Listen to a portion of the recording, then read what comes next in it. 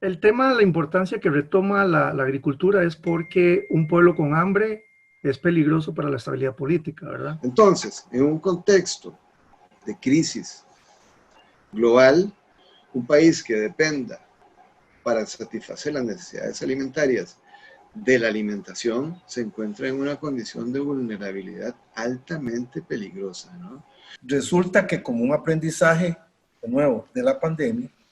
nos ha venido a decir de que la producción familiar, digamos, tiene mayores posibilidades y se adapta más a la problemática digamos, de falta de alimentos que tienen los países que la producción convencional. Costa Rica invirtió su modelo alimentario de producción agrícola, lo invirtió en los años 80 y ya en los años 90 el país empezó a convertirse en un país dependiente de la importación de alimentos, ¿verdad? Hoy se menciona, por ejemplo, que solo producimos el 20% del frijol que consumimos y el 40-45% del arroz que consumimos, por ejemplo. Los países que podrían tener problemas son los países que son importadores netos de alimentos, ¿ya? Que en temporadas normales mucho de su alimentación proviene del exterior, ¿ok? Entonces, claro, con todas las restricciones a la movilidad, por ejemplo, incluso de los buques, de los barcos, ¿cierto?, que transportan alimentos,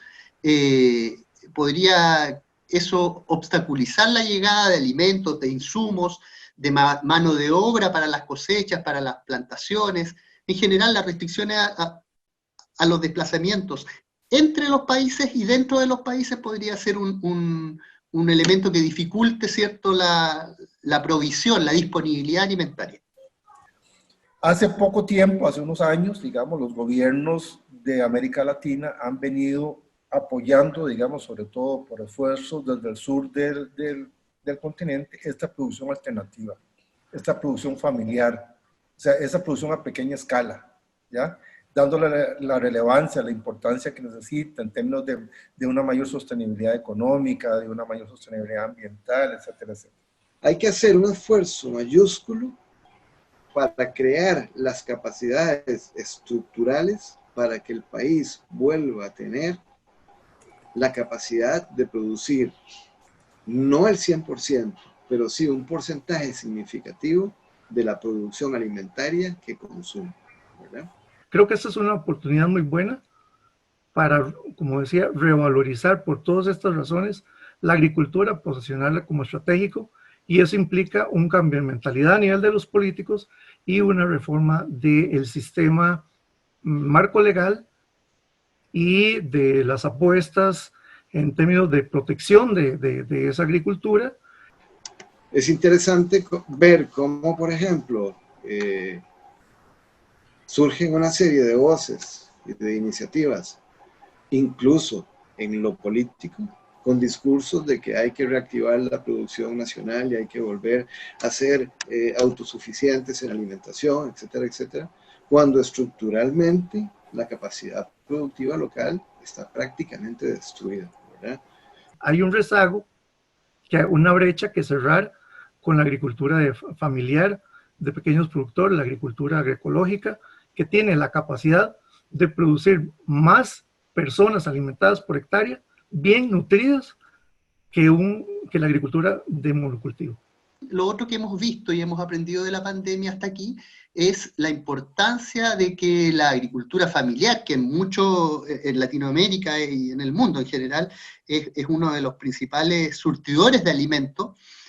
tenga espacios asegurados para la comercialización. Este tema de los circuitos cortos, de los mercados de proximidad, es decir, no confiar todo a las grandes cadenas de distribución, supermercados y mercados mayoristas, sino que también propiciar espacios, por supuesto, espacios saludables, digamos, que tengan condiciones sanitarias básicas, pero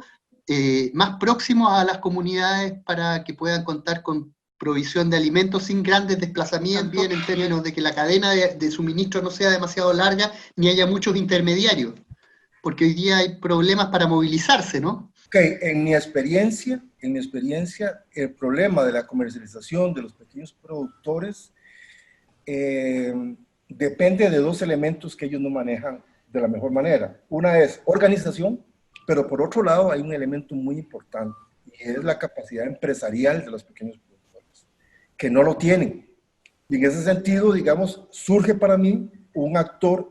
importante e interesante en las comunidades rurales, que son los jóvenes, hombres y mujeres. Entonces probablemente conozcan de redes sociales, probablemente conozcan de internet, probablemente manejen números, probablemente sepan un poco de contabilidad, y precisamente, digamos, podrían ser las personas que podrían integrarse de una nueva forma, de una nueva manera a lo rural, digamos, al desarrollo rural, siendo los que administren, digamos, la empresa de sus padres, ¿verdad? Pero eso implica organización. Ahí tenemos una oportunidad con un marco político que favorezca la investigación, que termine de redondear nuevas formas de negocios en las que los agricultores familiares se visibilicen para